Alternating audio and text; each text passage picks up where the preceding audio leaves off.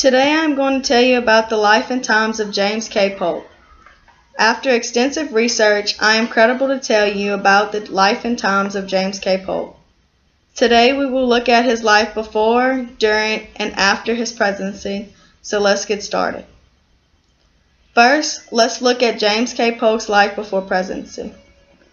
According to www.bibliography.com, James K. Polk was born in Pineville, North Carolina on November 2, 1795. James Polk was the oldest of 10 children.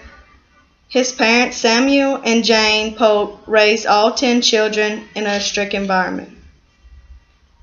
James had serious health issues, but his work ethic and school studies made up for his physical defect.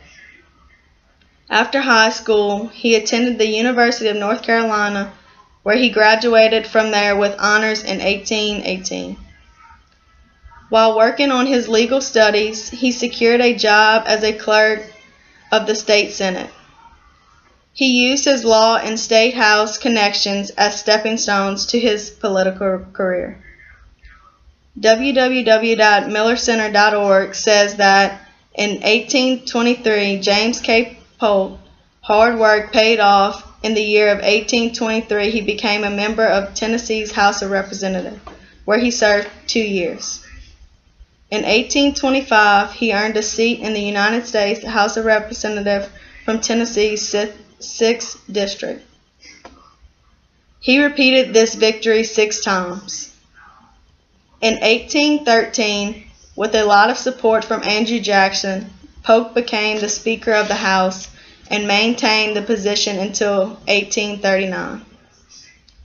Polk left the House in 1839 for the Tennessee governorship, where he intended to introduce banking reforms. In 1814, he left office as governor to fight for the president position. Next, let's look at James K. Polk's life during presidency. www.bibliography.com says that at the age of 49, he became president on March 4, 1845, as the youngest president in American history.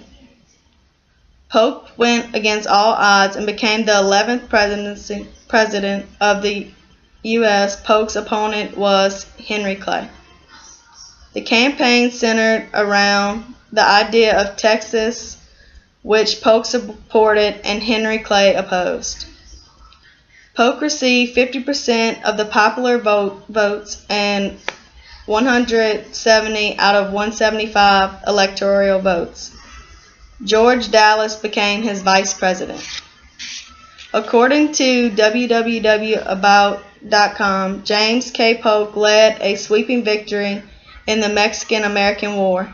He also secured the passage of Walker Tariff in 1846. He also oversaw the opening of the U.S. Navy Academy. Lastly, let's look at James K. Polk's life after presidency.